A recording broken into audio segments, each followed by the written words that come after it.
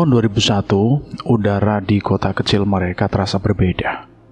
Seolah membawa aroma kebebasan yang baru saja mereka raih.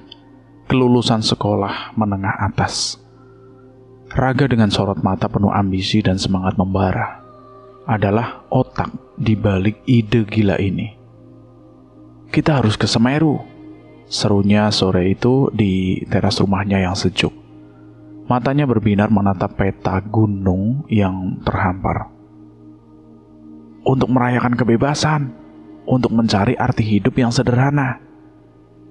Bagi Raga, kelulusan bukan hanya akhir dari satu fase, tetapi awal dari petualangan yang sesungguhnya.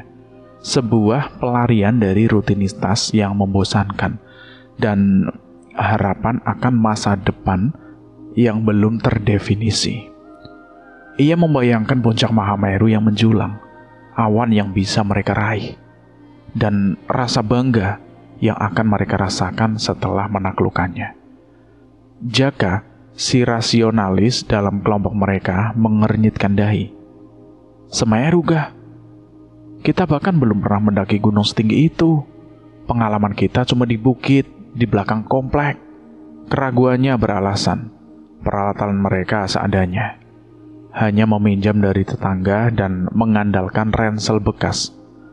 Andra yang cenderung pendiam dan lebih sering mengamati, hanya tersenyum tipis. Namun di balik ketenangannya ada kerinduan yang sama untuk melarikan diri dari rutinitas dan menemukan sesuatu yang baru. Raga dengan karisma alaminya yang memikat berhasil meyakinkan kedua sahabatnya itu. Ia berbicara tentang tantangan, tentang keberanian, dan tentang bagaimana pengalaman ini akan menjadi cerita epik yang akan mereka kenang seumur hidup. Ia bahkan sudah menetapkan jalur yang akan mereka ambil, yaitu jalur Watu Telu. Ini jalur yang jarang dilewati, penuh tantangan, jelas Raga, mengabaikan desas-desus tentang mitos dan larangan yang mengelilingi jalur tersebut. Jaka sempat mencari informasi di internet yang saat itu masih terbatas dan menemukan beberapa forum yang memperingatkan tentang keangkeran Watu Telu.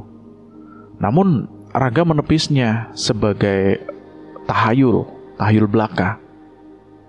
Itu cuma cerita orang-orang penakut. Kita ini generasi baru. Kita buktikan kalau mitos itu cuma omong kosong.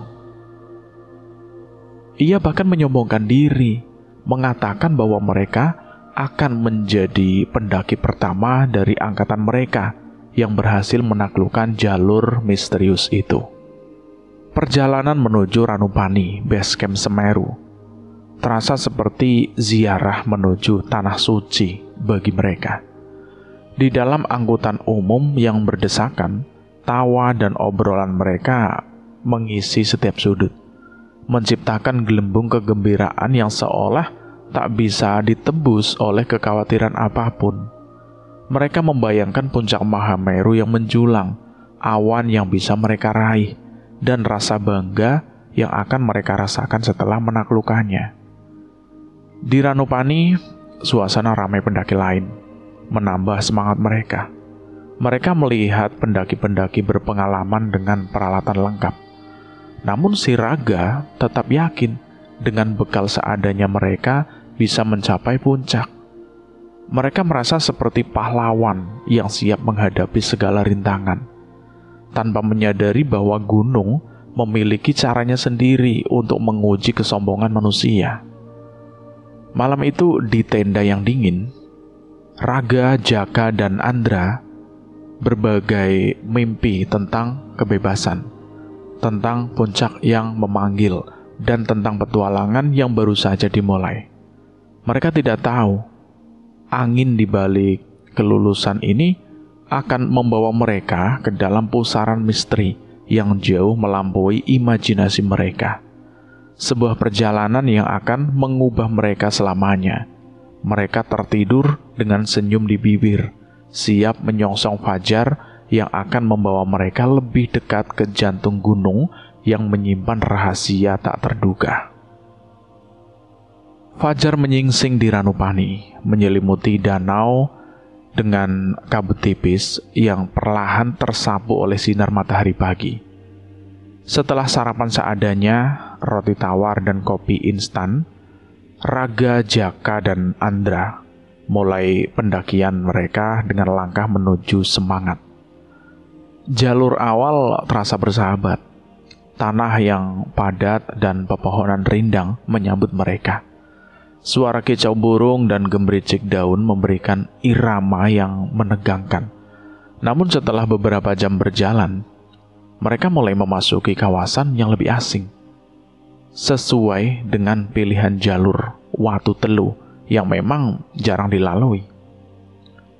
Pepohonan tumbuh lebih rapat, udara terasa lebih lembab dan dingin, dan suara-suara hutan menjadi lebih dominan.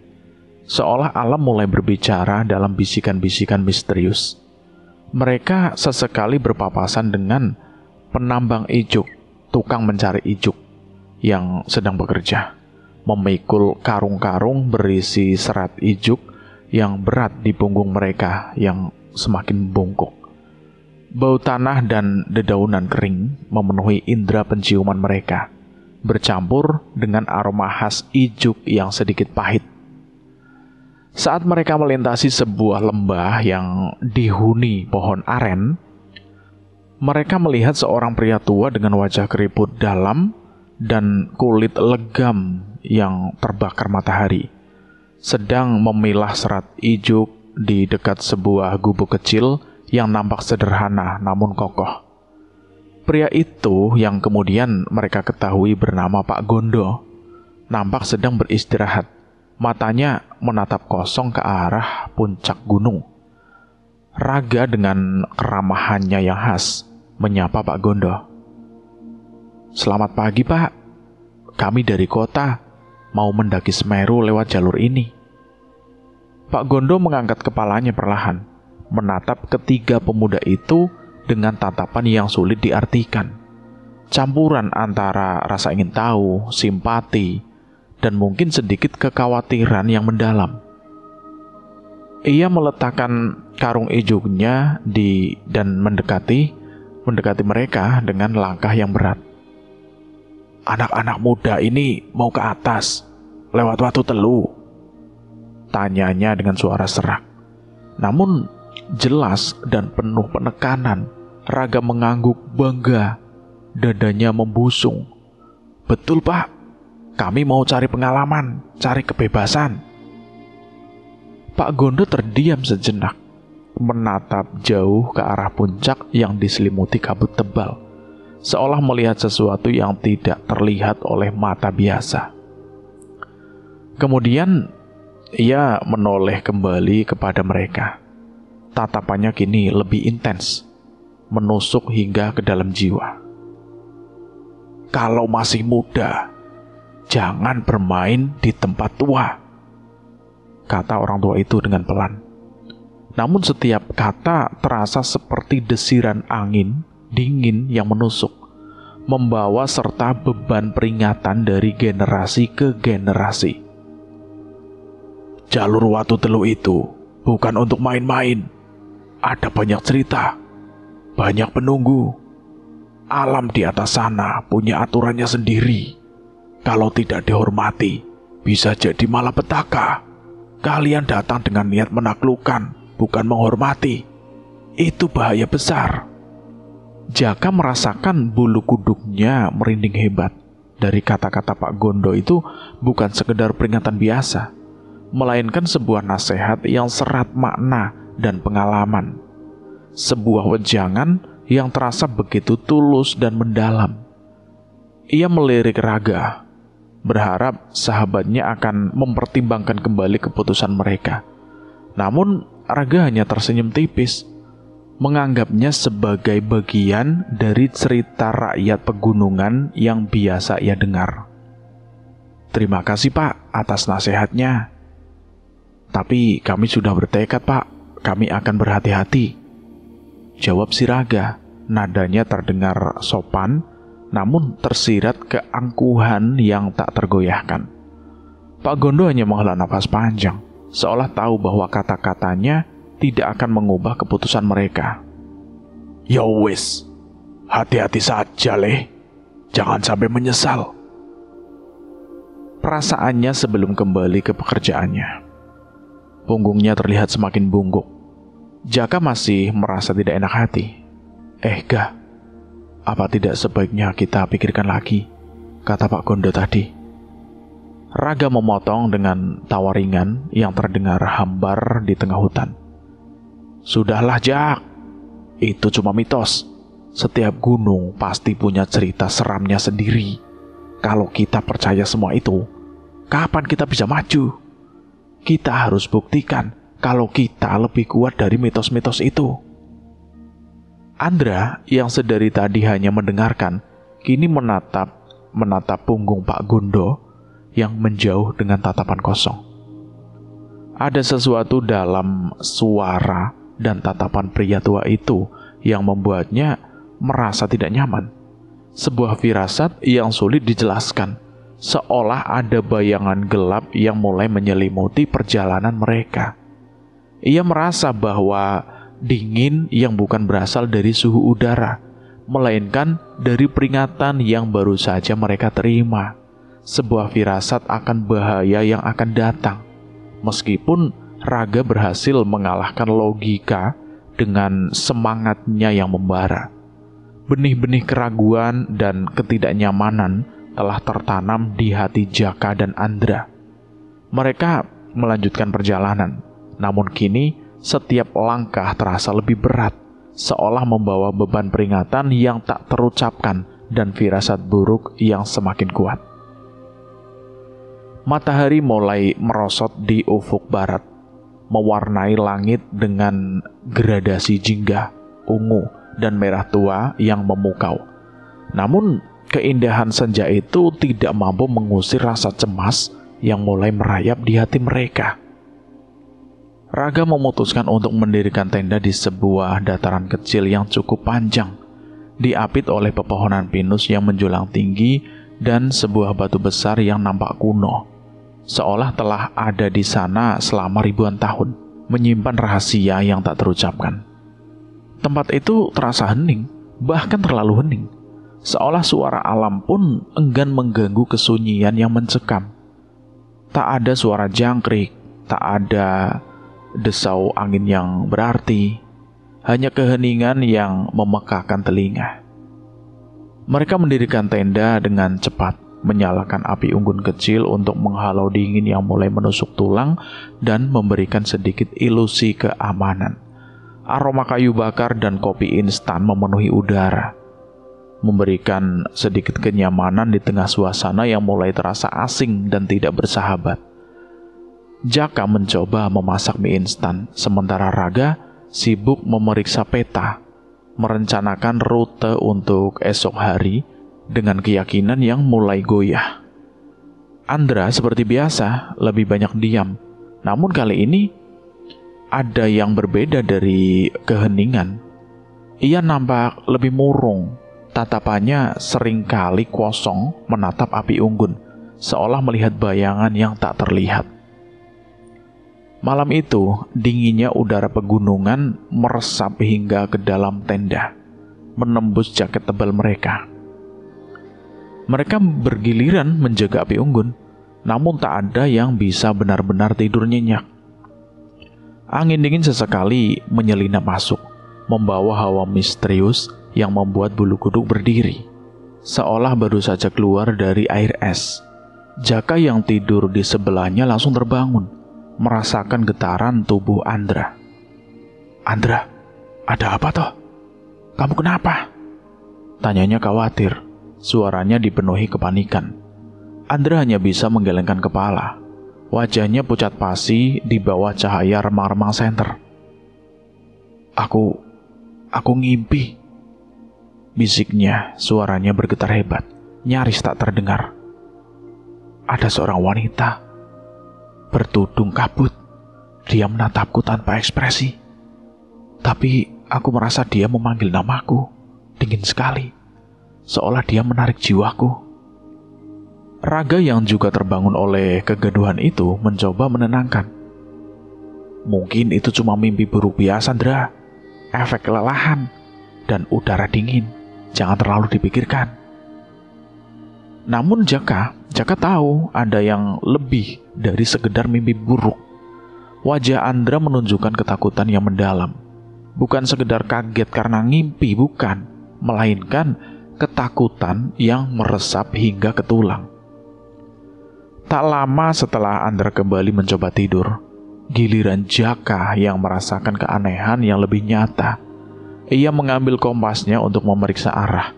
Namun, jarum kompas itu berputar-putar liar, seolah kehilangan arah dan kendali, menari-nari tidak beraturan seperti orang gila. Ia mencoba mengkalibrasi ulang, menggoyangkannya, bahkan memindahkan ke tempat lain yang lebih jauh dari batu besar. Namun, jarum itu tetap menari-nari tidak beraturan, menunjuk ke segala arah kecuali utara. Keringat dingin membasahi pelipis Jaka.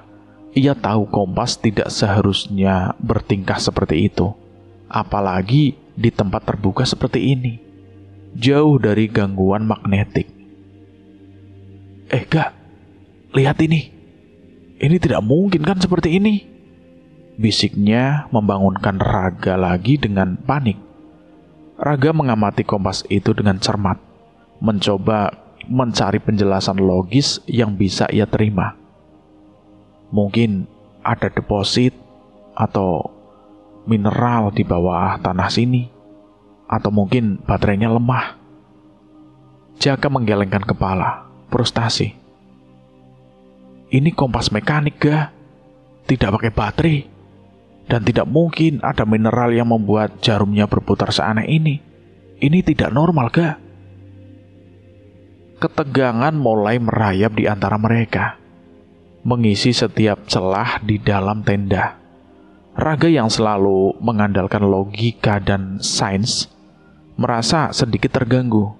Namun ia tetap berusaha mempertahankan ketegangannya, meskipun ia tahu dalam hati bahwa penjelasan logisnya itu mulai runtuh. Sudahlah, mungkin cuma efek ketinggian.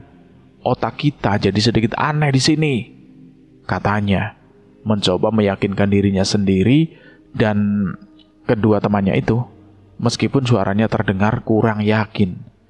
Ia berusaha mengabaikan firasat aneh yang mulai merayap di benaknya. Firasat bahwa mereka telah melangkah ke wilayah yang tidak seharusnya mereka masuki. Andra yang kini hanya terdiam memejamkan mata, tampak semakin pucat dan kedinginan. Jaka menatap Raga dengan tatapan penuh keraguan dan ketakutan. Ia tahu Raga hanya mencoba menenangkan diri, namun ia juga tahu bahwa ada sesuatu yang sangat tidak beres, sesuatu yang melampaui pemahaman mereka. Malam itu di bawah kerlip bintang yang nampak begitu jauh dan dingin, mereka bertiga dalam keheningan yang mencekam, masing-masing dengan pikiran dan ketakutan mereka sendiri. Batu besar di dekat mereka seolah menjadi saksi bisu atas dimulainya serangkaian peristiwa aneh yang akan mengubah perjalanan mereka selamanya, menarik mereka lebih dalam ke dalam misteri yang tak terduga. Pagi itu suasana di tenda terasa lebih berat dari biasanya, diselimuti oleh aura ketidaknyamanan yang pekat. Andra bangun, namun ada yang sangat berbeda darinya, seolah jiwanya telah pergi entah kemana. Sepanjang hari, ia tidak mengucapkan sepatah kata pun. Tatapannya kosong, mengarah ke depan tanpa fokus, seolah melihat sesuatu yang tidak ada di sana. Dan tubuhnya terasa dingin, bahkan di bawah terik matahari pagi yang mulai menyinari pepohonan. Yang paling mengkhawatirkan adalah matanya. Pupilnya nampak membesar secara tidak wajar, menghitam pekat, seolah-olah seluruh irisnya telah ditelan kegelapan yang tak berujung. Ada kilatan aneh di dalamnya, seperti pantulan cahaya dari dunia lain. Raga dan Jaka mencoba mengajak berbicara, menenangkan apakah ia merasa sakit, lapar, atau kedinginan. Namun Andra hanya merespon dengan gelengan kepala atau tatapan kosong yang membuat bulu kuduk merinding hingga ke ubun-ubun. Ia makan dan minum hanya jika disuapi. Bergerak lambat, seperti boneka yang digerakkan oleh tali tak terlihat, tanpa ekspresi, tanpa emosi. Jaka yang paling peka terhadap perubahan Andra merasa sangat khawatir. Firasat buruk yang ia rasakan sejak awal kini semakin kuat. Mencekiknya, "Gak, ini tidak beres. Andra tidak seperti biasanya. Matanya, itu lihat matanya," bisiknya kepada Raga saat mereka berjalan ke belakang Andra. Suaranya itu bergetar menahan ketakutan. Raga meskipun mulai merasakan kecemasan yang mendalam, masih mencoba mencari penjelasan medis yang masuk akal. Mungkin dia dehidrasi parah, Jak. Atau mungkin karena kedinginan semalam. Kita harus terus jalan, cari tempat yang lebih rendah. Mungkin dia akan membaik di sana. Namun jauh di dalam hatinya, Raga tahu bahwa penjelasan itu tidak cukup. Perubahan pada Andra itu terasa lebih dari sekedar kondisi fisik. Ini adalah sesuatu yang lebih dalam, lebih gelap, seolah ada entitas lain yang mengambil alih tubuh sahabatnya itu. Saat mereka melintasi sebuah area yang dipenuhi akar-akar pohon besar yang mencuat dari tanah, membentuk jaring-jaring kusut yang menyeramkan, Jaka tak sengaja menyandung sesuatu yang keras. Ia menunduk dan melihat sebuah patung batu kecil seukuran telapak tangan, tergeletak di antara akar-akar yang melilit. Patung itu berbentuk seperti sosok manusia yang sedang duduk bersilah, dengan ukiran yang sangat halus, namun nampak kuno dan lapuk dimakan usia. Yang membuat Jaka terkesiap adalah aksara yang terukir di bagian dasar patung itu. Itu adalah aksara Jawa kuno yang ia kenali dari pelajaran sejarah di sekolah. Meskipun ia tidak terlalu mahir membacanya, dengan hati-hati ia membersihkan lumut dan tanah yang menempel, lalu membaca tulisan itu dengan susah payah. Kawulo Duka. Jaka merasa jantungnya berdebar kencang, memompa darah dengan cepat ke seluruh tubuhnya. Kawulo Duka, hamba yang berduka, gumamnya, mencoba memahami maknanya. Ia ingat cerita-cerita tentang arwah leluhur yang bersemayam di gunung, tentang persembahan dan kutukan yang bisa menimpa siapa saja yang mengganggu ketenangan mereka. Ia menunjukkan patung itu kepada Raga. Tangannya sedikit gemetar. Raga mengamati ukiran dan aksara itu dengan seksama. Alisnya berkerut. Wajahnya menunjukkan campuran rasa ingin tahu dan keraguan yang mendalam. Mencoba mencerna informasi baru ini. "Ini artefak kuno," katanya lebih kepada dirinya sendiri. Suaranya sedikit tercekat. "Tapi Kawulo Duka, apa hubungannya dengan tempat ini? Apa ini semacam peringatan?" Ketegangan di antara mereka semakin memuncak, seperti tali busur yang ditarik hingga batasnya. Andra yang berjalan di depan mereka dengan langkah gontai, tiba-tiba berhenti dan menoleh. Matanya yang hitam pekat menatap patung di tangan Raga. Seolah-olah ia memahami sesuatu yang tidak mereka pahami. Seolah ada koneksi tak terlihat antara dirinya dan benda kuno itu. Sebuah senyum tipis yang lebih mirip seringai dingin daripada senyuman muncul di bibir yang pucat, membuat Jaka merinding hingga ke sumsum tulang. "Andra, kau mengerti ini?" tanya si Jaka, Suaranya nyaris berbisik, dipenuhi ketakutan.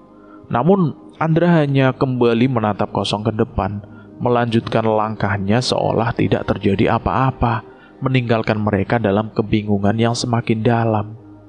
Situasi ini mulai mengganggu Raga secara fundamental. Logikanya mulai goyah di hadapan serangkaian kejadian yang tidak bisa ia jelaskan dengan nalar. Firasat buruk yang sempat ia tepis kini mulai tumbuh menjadi ketakutan yang nyata.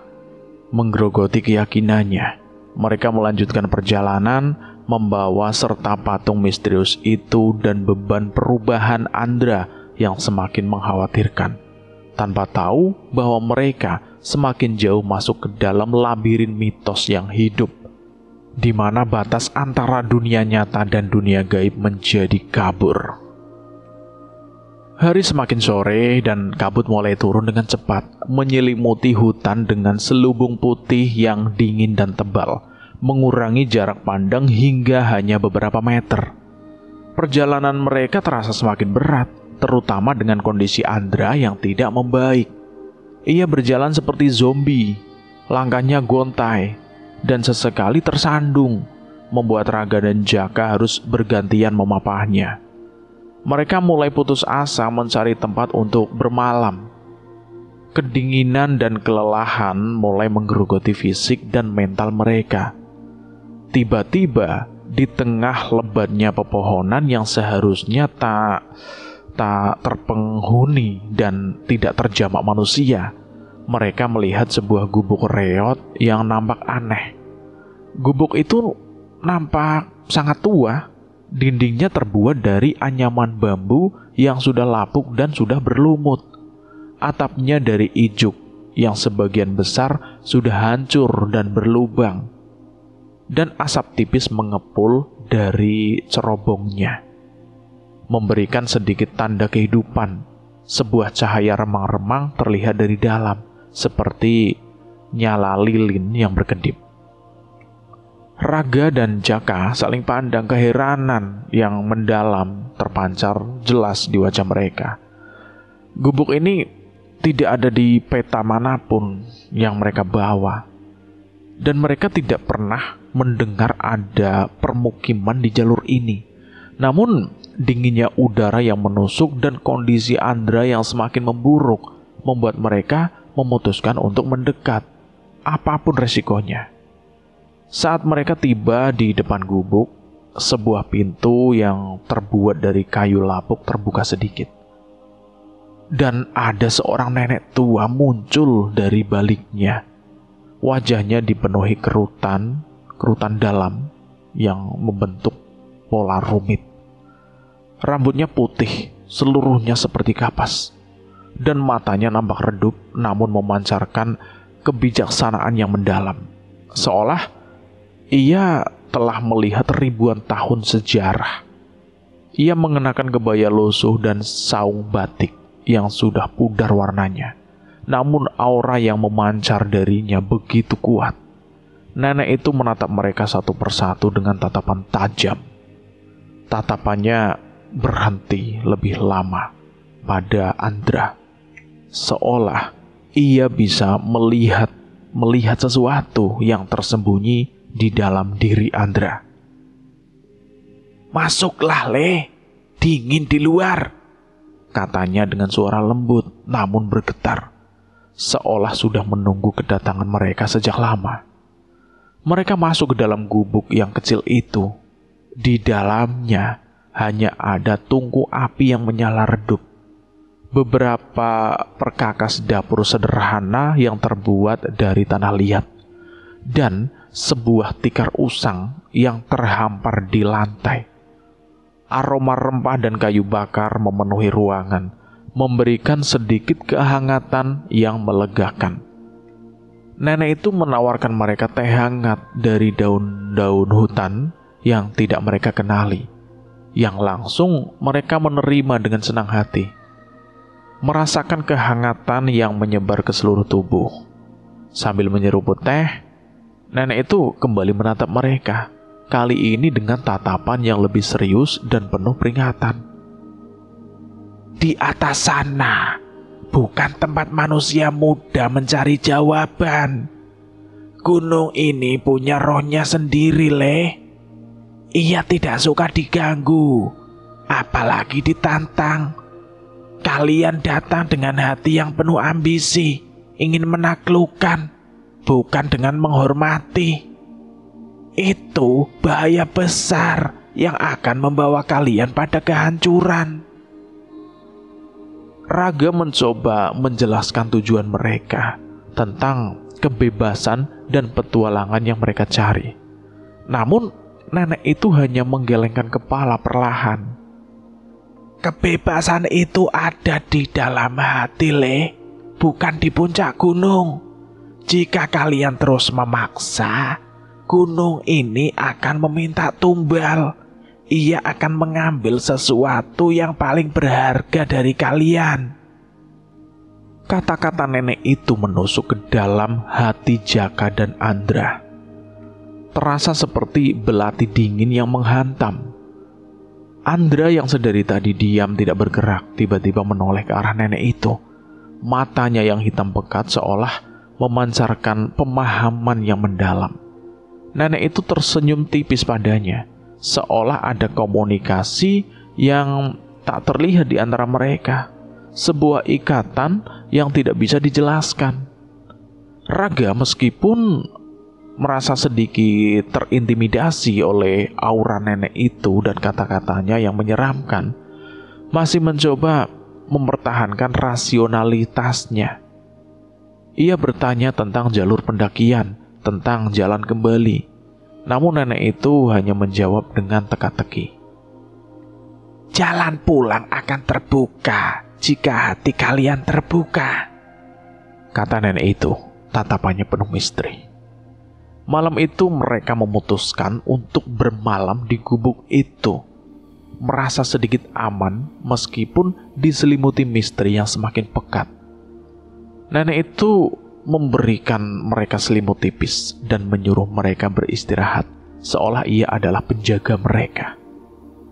Saat fajar menyingsing, udara masih terasa sangat dingin dan kabut masih tebal.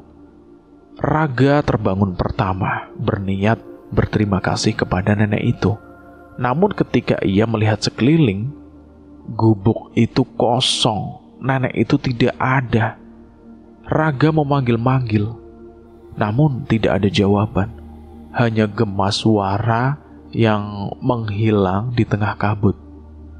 Ia keluar dari gubuk dan terkejut mendapati gubuk itu sendiri nampak berbeda. Dindingnya terlihat lebih lapuk dan atapnya lebih rusak, seolah gubuk itu telah kembali ke wujud aslinya yang tak terawat. Ia mencoba mencari jejak kaki nenek itu di tanah yang basah, namun tidak ada. Bahkan seolah-olah gubuk itu sendiri telah memudar, seperti kabut yang perlahan menghilang di pagi hari, meninggalkan mereka dalam kebingungan yang mendalam. Jaka dan Andra terbangun, dan mereka sama terkejutnya. Loh, gubuknya kok jadi begini? Tanya si Jaka. Matanya membelalak tidak percaya. Raga menatap tempat itu dengan pandangan kosong, mencoba mencerna apa yang baru saja terjadi. Gubuk itu masih ada, namun seolah-olah ia itu kembali ke wujud aslinya yang reot dan tidak berpenghuni. Seolah nenek itu dan semua jejak keberadaannya hanya ilusi, sebuah penampakan dari dunia lain. Pertemuan ini semakin mengikis batas antara kenyataan dan mistis, membuat mereka semakin terperosok dalam kebingungan dan ketakutan yang mendalam, menyadari bahwa mereka telah melangkah terlalu jauh ke dalam wilayah yang tak terjamah oleh akal sehat. Setelah kejadian gubuk yang menghilang tanpa jejak, suasana hati ketiga pemuda itu semakin tertekan dan mencekam. Andra masih dalam kondisi yang sama. Matanya tetap pekat dan ia tidak mengeluarkan suara, hanya menatap kosong ke depan. Raga dan Jaka meskipun ketakutan dan diliputi kebingungan, merasa harus terus maju, seolah ada kekuatan yang terlihat yang mendorong mereka. Sebuah magnet misterius yang ada di puncak gunung. Mereka mendaki dengan langkah gontai, melewati medan yang semakin terjal dan licin, dengan akar-akar pohon yang mencuat dan bebatuan yang mudah bergeser. Kabut tebal mulai turun menyelimuti mereka dalam selubung putih yang dingin, mengurangi jarak pandang hingga hanya beberapa meter, membuat mereka merasa terisolasi dari dunia luar. Udara terasa tipis dan nafas mereka memburu. Setiap tarikan nafas terasa berat dan menyakitkan. Saat mereka mencapai ketinggian sekitar 3000 mdpl, sebuah fenomena aneh yang tak terduga terjadi. Dari balik kabut yang pekat, terdengar alunan gamelan. Suaranya begitu jelas, merdu, namun sekaligus menyeramkan. Seperti melodi yang dimainkan oleh makhluk tak kasat mata. Bukan seperti gamelan yang biasa mereka dengar di acara-acara kesenian, melainkan melodi yang terasa kuno, magis, dan seolah berasal dari dimensi lain. Dari zaman yang telah lama terlupakan, gamelan itu berirama lambat, meliuk-liuk, seolah sedang mengiringi sebuah tarian yang tak terlihat. Sebuah ritual kuno yang sedang berlangsung di tengah kabut. Raga, Andra, dan Jaka berhenti mendadak, saling pandang dengan mata membelalak, ketakutan terpancar jelas di wajahnya. "Kalian dengar itu?" bisik Jaka. Suaranya gemetar hebat, nyaris tak terdengar. Raga mengangguk, wajahnya pucat pasi, tak mampu mengeluarkan kata-kata. Andra yang selama ini dia membisu tiba-tiba mengangkat kepalanya. Matanya yang hitam pekat menatap lurus ke arah sumber suara, seolah ia bisa melihat sesuatu di balik kabut yang tak bisa mereka lihat. Kemudian sesuatu yang lebih mengerikan terjadi, membuat bulu kuduk mereka berdiri. Raga yang selama ini mencoba mempertahankan akal sehatnya dan mencari penjelasan logis, tiba-tiba mulai mengucapkan kata-kata, bukan kata-kata biasa, melainkan bahasa yang sama sekali tidak mereka kenali. Bahasa kuno yang terdengar asing di telinga mereka. Suara terdengar berat, dalam, seperti suara orang lain yang keluar dari tenggorokannya. Bukan suara Raga yang mereka kenal. Ia berbicara dengan intonasi yang aneh, seolah sedang membaca mantra atau berkomunikasi dengan sesuatu yang tak kasat mata. Sambil sesekali menggerakkan tangannya seolah menari, mengikuti irama gamelan yang semakin keras dan mendominasi udara. Jaka menatap Raga dengan ngeri, ketakutan memuncak di dadanya. "Gah, kau bicara apa? Sadar gah?" Dia berteriak, mencoba mengguncang bahu Raga dengan kuat. Namun Raga seolah berada dalam trans yang dalam, matanya kosong, dan ia terus berbicara dalam bahasa asing itu, tak menghiraukan Jaka. Pada saat yang bersamaan, Jaka merasakan bisikan di telinganya. Bisikan itu terdengar sangat dekat, seolah ada seseorang yang berdiri tepat di sampingnya. Meskipun ia tidak melihat siapapun di balik kabut tebal, suara itu dingin, tegas, dan penuh ancaman, menusuk telinga ke dalam otaknya. "Kembali atau lenyap," bisik suara itu.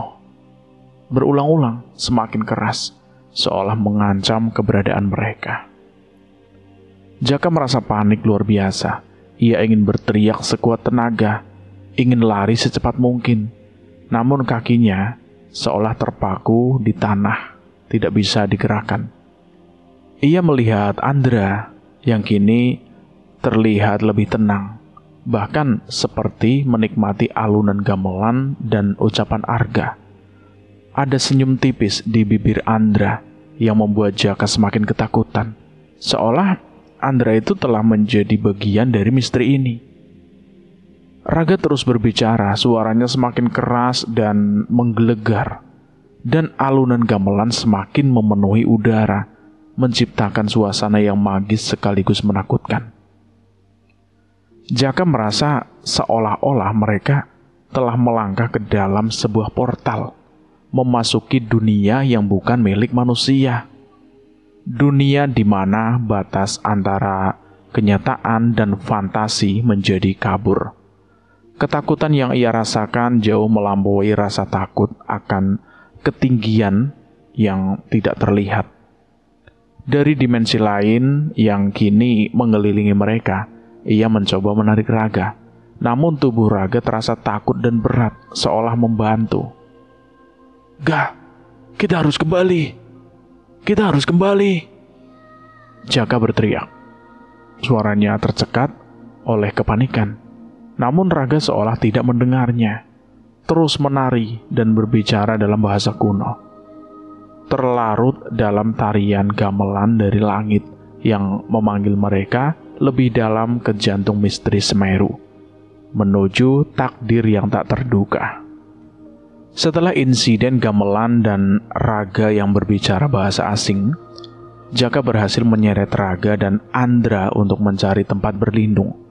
Mereka menemukan sebuah ceruk batu yang cukup besar, terlindung dari angin-angin yang menusuk dan kabut tebal yang menyelimuti segala sesuatu. Kondisi Andra semakin parah. Ia nampak lemas dan terkadang mengeluarkan suara-suara aneh yang tidak jelas. Raga setelah sadar dari transnya itu, nampak kebingungan dan tidak mengingat apapun yang ia ucapkan atau ia lakukan. Namun ada perubahan samar dalam sorot matanya, seolah ada sesuatu yang tertinggal di sana. Sebuah bayangan dari pengalaman mistis yang baru saja ia alami. Jaka merasa sangat lelah dan ketakutan. Namun ia tahu mereka harus bertahan demi keselamatan Andra. Malam itu, di dalam ceruk batu yang gelap dan dingin, Raga tertidur pulas, mungkin karena kelelahan ekstrim yang melanda tubuh dan pikirannya. Namun, tidurnya tidak tenang.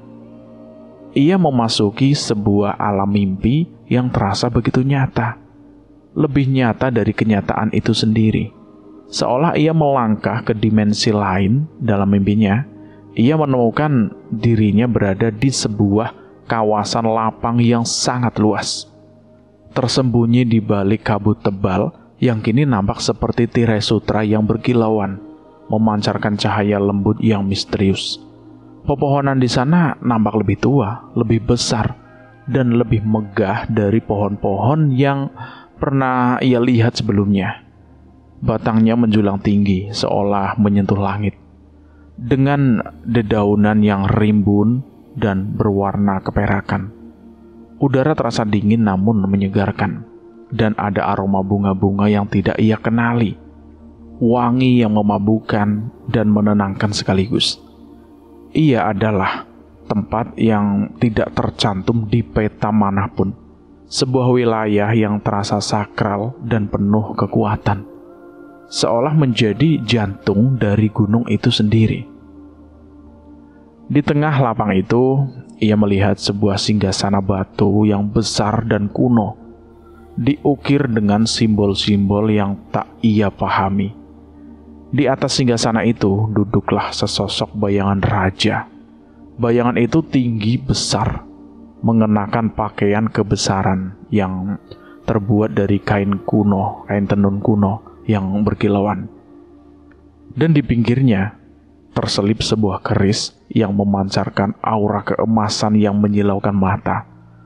Wajahnya tidak terlihat jelas, hanya siluet yang agung dan berwibawa. Namun, Raga bisa merasakan tatapan tajamnya yang menembus hingga ke dalam jiwanya. Raja itu tidak bergerak, namun kehadirannya memenuhi seluruh ruang, memancarkan kekuatan yang tak terhingga.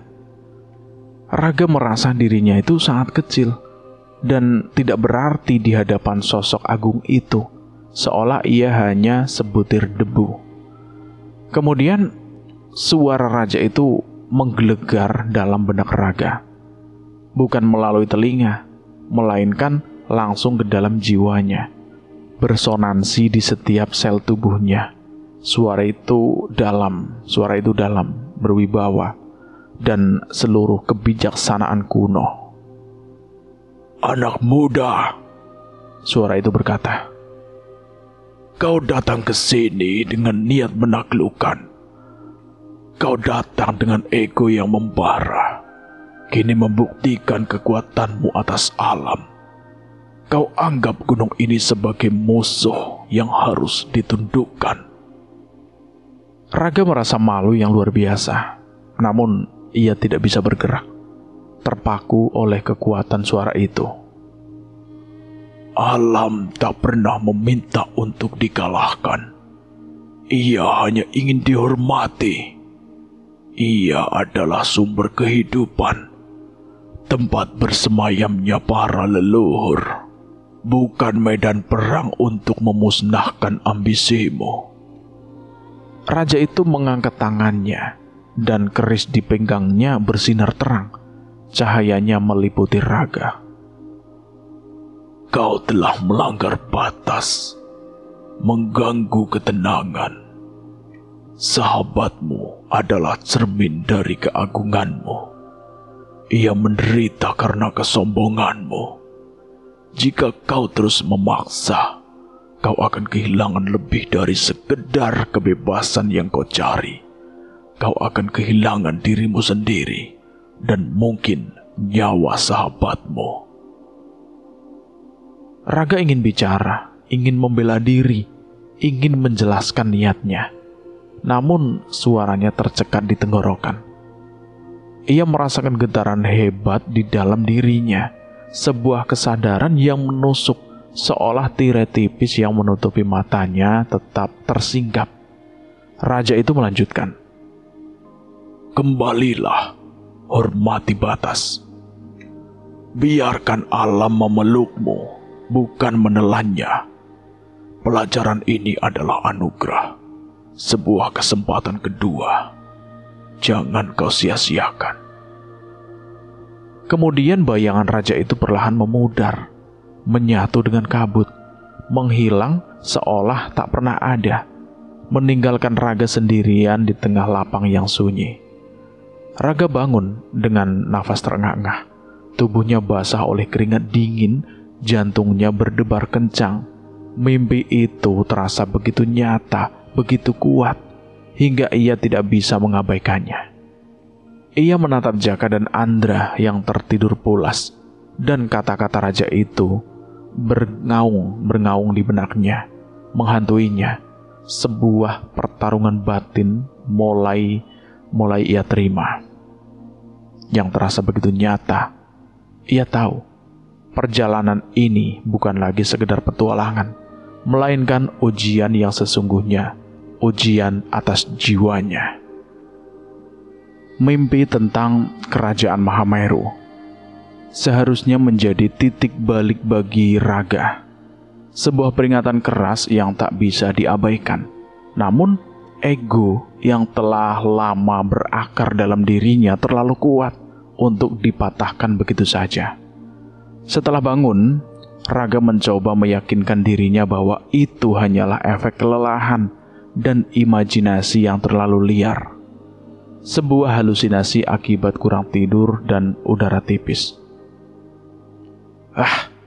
Itu cuma mimpi, Jak," katanya pada Jaka yang menatapnya penuh harap. Matanya mencari kepastian. "Kita sudah sejauh ini. Tidak mungkin kita kembali sekarang. Puncak sudah di depan mata. Sedikit lagi kita sampai." Jaka mencoba membujuknya, mengingatkan tentang kondisi Andra yang semakin memburuk, tentang peringatan Pak Gondo dan nenek tua, bahkan tentang kompas yang berputar liar dan suara gamelan misterius. Namun Raga menolak mendengarkan. Tekadnya untuk menaklukkan puncak, untuk membuktikan dirinya, telah menjadi obsesi yang membutakan sebuah api yang membakar segala rasionalitasnya. Mereka melanjutkan pendakian, namun kini suasana di antara mereka sangat tegang, diselimuti oleh keheningan yang dingin dan berat. Raga berjalan di depan dengan langkah cepat dan terburu-buru, seolah ingin segera mencapai puncak, mengabaikan segala hal di sekelilingnya. Jaka mengikutinya dengan berat hati, langkahnya gontai. Sesekali menoleh ke belakang untuk memastikan Andra baik-baik saja. Andra yang masih dalam kondisi tidak responsif, kini nampak lebih lemah dari sebelumnya. Tubuhnya seringkali limbung, dan nafasnya terdengar semakin dangkal dan tersengal-sengal. Kabut tebal yang semakin pekat mengurangi jarak pandang hingga hampir nol, dan dinginnya udara menusuk hingga ke tulang, membuat setiap tarikan nafas terasa seperti es. Setiap langkah terasa seperti perjuangan yang tak berujung, menguras sisa-sisa tenaga mereka. Tepat ketika mereka melintasi sebuah punggungan yang sangat curam dan licin, dengan bebatuan yang tertutup lumut dan tanah basah, Andra tiba-tiba ambruk. Tubuhnya kejang-kejang hebat, matanya melotot ke atas, dan busa keluar dari mulutnya. Sebuah pemandangan yang mengerikan. Jaka berteriak panik, segera menghampiri Andra dan mencoba menahannya agar tidak tergelincir ke jurang. "Andra! Andra!" panggilnya. Suaranya tercekat oleh ketakutan dan keputusasaan. Raga yang mendengar teriakan Jaka langsung berbalik, melihat kondisi Andra. Ia sempat terdiam, terkejut, dan sedikit terguncang. Namun ego dan ambisi masih mendominasi pikirannya. "Kita harus terus, Jak. Kita bisa menggendongnya bergantian. Jangan menyerah sekarang," serunya. Suaranya terdengar putus asa, namun masih mengandung sedikit kekeras kepalaan. Mendengar itu, kesabaran Jaka putus. Amarah yang selama ini ia pendam meledak, menggelegar di tengah kabut dingin. "Apa kau gila, Gah? Lihat Andra. Dia sekarat. Dia hampir mati. Ini semua gara-gara kamu.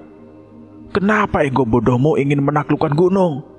Kau tidak peduli pada kami," teriak Jaka. Suaranya menggelegar di tengah kabut, memenuhi rasa sakit dan pengkhianatan. Ia tidak peduli lagi dengan siapa yang ia hadapi. Ia hanya ingin menyelamatkan sahabatnya, apapun resikonya. Dengan sekuat tenaga, Jaka mencoba mengangkat tubuh Andra yang lemas dan kejang. Ini adalah tugas yang sangat berat, namun ia tidak punya pilihan. "Kita turun sekarang. Aku tidak peduli dengan ucapanmu itu. Aku tidak peduli lagi denganmu." Raga mencoba menahan Jaka, meraih lengannya. Namun, Jaka menepis tangannya dengan kasar. Tatapan matanya penuh kebencian. "Jangan sentuh aku. Kau sudah merusak semuanya. Kau sudah membahayakan nyawa kami." Jaka mulai melangkah turun, menggendong Andra di punggungnya. Langkahnya terseok-seok di medan yang licin dan berbahaya. Raga terdiam, merasa terpukul oleh kata-kata Jaka yang menusuk dan pemandangan Andra yang tak berdaya. Kabut dingin seolah menertawakan keangkuhannya, dan suara angin seolah membisikkan penyesalan. Suasana menjadi sangat mencekam. Hanya terdengar suara nafas Jaka yang memburu dan isak tangis tertahan Andra yang samar-samar. Persahabatan mereka yang selama ini begitu erat dan tidak terpisahkan, kini pecah berkeping-keping di tengah kabut dingin Semeru, di bawah bayang-bayang ego yang membakar segala harapan dan kebersamaan. Raga merasa sendirian, dikelilingi oleh penyesalan yang mulai merayap, namun masih terlalu angkuh untuk mengakuinya sepenuhnya, terjebak dalam kehancuran yang ia ciptakan sendiri. Malam telah tiba sepenuhnya, dan kondisi semakin memburuk drastis. Jaka terus berjalan menggendong Andra yang sesekali kejang dan mengerang kesakitan. Di sisa-sisa tenaga terakhir yang ia miliki, kakinya terasa seperti jeli, paru-parunya terasa terbakar, dan setiap langkah adalah siksaan yang tertahan. Kabut semakin tebal, membuat mereka hampir tidak bisa melihat jalan setapak. Dan dinginnya udara menusuk hingga ke tulang, membuat tubuh mereka menggigil tak terkendali. Raga mengikuti di belakang, terhuyung-huyung, dihantui rasa bersalah dan penyesalan yang mendalam. Ia mencoba menawarkan bantuan untuk menggendong Andra. Namun, Jaka hanya menatapnya dengan tatapan dingin dan menolak dengan keras. Luka di hatinya masih terlalu dalam. Mereka berdua terdiam. Hanya suara nafas berat Jaka dan erangan Andra yang sesekali memecah kesunyian malam yang mencekam. Harapan mereka untuk bisa kembali dengan selamat semakin menipis, seolah terhisap oleh kabut. Tepat ketika Jaka merasa tidak sanggup lagi melangkah, ketika ia siap untuk menyerah dan ambruk di tanah, sebuah bayangan tiba-tiba muncul di balik kabut yang pekat. Sosok itu tinggi, mengenakan jaket tebal dan topi kupluk yang menutupi sebagian wajahnya. Langkahnya tenang dan tanpa suara, seolah ia melayang di atas tanah. Jaka terkesiap, siap untuk berteriak ketakutan. Namun sosok itu bicara lebih dulu. Suaranya terdengar tenang, lembut, namun memiliki otoritas yang aneh, seolah berasal dari alam lain. "Kalian tersesat, Le?" tanyanya. Jaka menatapnya dengan bingung dan ketakutan. Anda siapa?" tanyanya, suaranya serak dan tercekat. Sosok itu tersenyum tipis, senyum yang terasa misterius. "Panggil saja Lek Sabar. Saya kebetulan lewat." Yang membuat Jaka dan Raga terkesiap adalah ketika Lek Sabar itu melanjutkan, "Andra butuh pertolongan segera. Dan kalian, Raga dan Jaka, harus segera turun." Ia tahu nama mereka, padahal mereka belum memperkenalkan diri sama sekali. Ini adalah hal yang tidak mungkin dan membuat mereka semakin ketakutan. Raga dan Jaka saling pandang. Keheranan dan ketakutan bercampur aduk di wajah mereka. Bagaimana orang ini bisa tahu nama mereka? Dari mana ia muncul di tengah malam dan kabut tebal seperti ini? Tanpa jejak, namun keputusasaan mengalahkan rasa ingin tahu mereka. Lek Sabar segera mengambil alih Andra dari punggung Jaka. Dengan mudahnya, ia menggendong Andra, seolah beban tubuh Andra itu tidak berarti baginya, seolah tubuh Andra itu seringan kapas. "Ikuti saya, jangan berpencar," perintah Lek Sabar. Dan ia mulai melangkah menuruni jalur yang curam dengan kecepatan yang mengejutkan. Seolah ia sudah sangat akrab dengan setiap lekuk gunung ini. Jaka dan Andra terpaksa berlari-lari kecil untuk mengimbanginya. Kaki mereka terasa sakit, namun mereka tidak punya pilihan. Lek Sabar menuntun mereka melalui jalur yang tidak mereka kenali. Namun terasa lebih mudah dan tidak terlalu licin dibandingkan jalur yang mereka lalui sebelumnya. Ia seolah tahu setiap lekuk, setiap batu, dan setiap akar di gunung itu. Bahkan dalam kegelapan dan kabut, di tengah perjalanan, ia sesekali memberikan instruksi singkat. "Hati-hati di sini, ada akar yang licin. Injak batu itu, lebih kokoh." Suaranya menenangkan, memberikan mereka kekuatan yang entah dari mana. Sebuah harapan di tengah keputusasaan. Mereka tidak berani bertanya lebih jauh. Terlalu fokus pada upaya untuk terus bergerak dan menyelamatkan Andra. Lek Sabar tidak banyak bicara. Namun, kehadirannya memberikan rasa aman yang aneh di tengah ketidakpastian. Seolah ia adalah penjaga yang tak terlihat, dan seolah menjadi jangkar di tengah badai yang mengancam menenggelamkan mereka. Beberapa jam kemudian, ketika cahaya fajar mulai menyingsing dan kabut mulai menipis, menyikap pemandangan di sekitar mereka, mereka akhirnya melihat tanda-tanda peradaban. Lampu-lampu kecil base camp Ranupani terlihat di kejauhan, seperti titik-titik harapan. Jaka dan Raga merasa lega yang luar biasa. Seolah beban bertonton terangkat dari pundak mereka. Mereka menoleh ke belakang untuk berterima kasih kepada Lek Sabar. Namun sosok itu sudah tidak ada. Ia menghilang begitu saja, secepat kemunculannya tadi, tanpa jejak, tanpa suara. Tidak ada jejak kaki di tanah. Tidak ada bayangan yang tersisa. Seolah ia adalah bagian dari kabut itu sendiri, yang kini perlahan terangkat, memungkinkan dunia nyata. Jaka dan Raga saling pandang, kebingungan dan keheranan yang mendalam terpancar di wajah mereka. Siapakah Lek Sabar itu? Apakah ia nyata? Atau apakah ia adalah penunggu gunung yang datang untuk menyelamatkan mereka dari kehancuran? Mereka tiba di base camp dengan Andra yang masih tak sadarkan diri. Namun, kini dengan nafas yang lebih teratur. Sebuah tanda bahwa ia akan selamat. Pertolongan tak terduga itu telah menyelamatkan mereka, namun meninggalkan misteri yang tak terpecahkan dan sebuah pelajaran tentang kekuatan yang melampaui pemahaman manusia.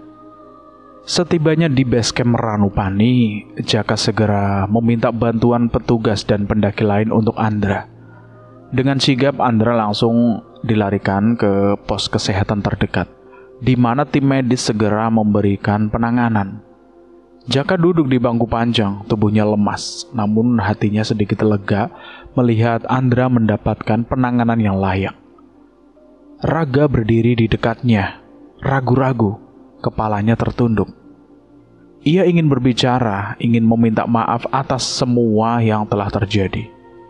Namun, kata-kata terasa tercekat di tenggorokannya. Seolah ada gumpalan besar yang menghalanginya. Jaka masih menatapnya dengan dingin. Luka di hatinya masih terlalu dalam untuk disembuhkan dengan mudah. Suasana di antara mereka terasa sangat canggung dan berat, diselimuti oleh keheningan yang menyakitkan. Ketika Andra sudah stabil dan tertidur pulas di pos kesehatan, nafasnya kini lebih teratur. Jaka akhirnya menoleh ke Raga. "Kau tahu gak?" katanya pelan. Suaranya serak, namun penuh kekecewaan yang mendalam. "Kita hampir kehilangan Andra. Dia hampir mati di sana. Dan itu semua karena kamu. Karena kebodohanmu. Karena keangkuhanmu." Raga menundukkan kepala lebih dalam, tidak bisa membantah. Ia merasa seperti pecundang. Semua ambisi dan keangkuhannya hancur berkeping-keping, digantikan oleh rasa bersalah yang menusuk. Ia teringat kata-kata raja dalam mimpinya, kata-kata Pak Gondo dan nenek tua. Semua peringatan itu kini terasa begitu nyata dan menghantamnya telak. Seolah pukulan keras yang membangunkan dari mimpi buruk. Dalam keheningan yang menyakitkan itu, Raga teringat sesuatu. Sebuah surat yang ia bawa sejak awal pendakian. Tersimpan rapi di saku jaketnya yang lusuh. Namun tidak pernah ia sentuh, apalagi dibuka. Surat itu dari ibunya yang ia anggap terlalu cerewet dan penuh nasihat. Sehingga ia sengaja mengabaikannya, menganggapnya sebagai omong kosong belaka. Dengan tangan gemetar, Raga mengeluarkan surat itu. Lipatannya sudah sedikit usang. Jaka memperhatikannya dengan tatapan bertanya-tanya. Penasaran apa yang membuat Raga tiba-tiba mengeluarkan surat itu. Raga membuka lipatan surat itu perlahan dan mulai membaca. Setiap kata seolah terpahat di dalam benaknya. Tulisan tangan ibunya yang rapi dan familiar memenuhi lembaran kertas itu. Setiap kata seolah berbicara langsung ke dalam jiwa, menembus pertahanan egonya yang selama ini kokoh. Raga, anakku sayang, ibu tahu kamu sedang mencari jati diri, mencari arti kebebasan yang sesungguhnya. Ibu tahu kamu ingin membuktikan dirimu, ingin menunjukkan kepada dunia bahwa kamu itu kuat dan mampu. Tapi ingatlah satu hal, nak. Gunung itu bukan untuk ditaklukkan. Gunung itu adalah ibu bumi yang harus dihormati, yang harus dijaga. Alam akan memelukmu jika kamu menghormatinya, jika kamu datang dengan hati yang rendah hati, bukan dengan ego yang membara, bukan dengan kesombongan yang membutakan. Jangan pernah mendaki gunung dengan niat menaklukkan, karena alam jauh lebih besar dari kita, jauh lebih kuat dari segala ambisimu. Ia akan menunjukkan keagungannya, dan jika kita sombong, ia akan menunjukkan kekuatannya yang tak terbatas, yang bisa menelan siapa saja yang berani menantangnya. Ibu hanya ingin kamu selamat, nak, dan pulang dengan pelajaran berharga, bukan dengan penyesalan yang mendalam. Dengarkanlah bisikan alam, nak. Ia akan membimbingmu. Ia akan menunjukkan jalan yang benar jika kamu mau mendengarkan dengan hati terbuka. Raga membaca surat itu berulang kali. Setiap kata menembus pertahanan egonya yang selama ini dibangun. Air mata mulai menetes membasahi pipinya, membasahi lembaran surat itu, membuat tulisan ibunya sedikit kabur. Ia menangis, bukan hanya karena penyesalan atas apa yang terjadi pada Andra, tetapi juga karena kesadaran akan kesalahannya sendiri yang begitu besar. Ia telah datang dengan ego, dengan ambisi buta, mengabaikan semua peringatan dari alam dan orang-orang bijak, dan hampir kehilangan sahabatnya yang paling berharga. Ia menangis untuk keangkuhannya, untuk ketidakpeduliannya terhadap alam, dan untuk semua pelajaran yang ia tolak dengan sombong. Tangisannya adalah tangisan penyesalan yang tulus, membuat pembersihan jiwa. Saat Raga menangis terisak, Jaka melihat perubahan di wajah sahabatnya. Bukan lagi wajah angkuh yang ia kenal, melainkan wajah yang penuh penyesalan dan kerendahan hati. Sebuah tanda bahwa Raga yang lama telah pergi. Jaka mendekat, menepuk bahu Raga dengan lembut. "Sudahlah, Ga," katanya. Suaranya kini lebih lembut dan penuh pengertian. "Yang penting, Andra selamat. Kita bisa perbaiki ini semua." Raga mengangkat kepalanya, menatap Jaka dengan mata merah dan bengkak. Aku minta maaf, Jak. Aku salah. Aku sangat menyesal." Jaka mengangguk. Sebuah senyum tipis muncul di bibirnya. Ia tahu Raga telah belajar pelajaran yang paling berharga, pelajaran yang tak akan pernah ia lupakan. Perlahan, seolah merespon tangisan penyesalan Raga, langit Semeru yang sedari pagi diselimuti awan kelabu tebal mulai berubah.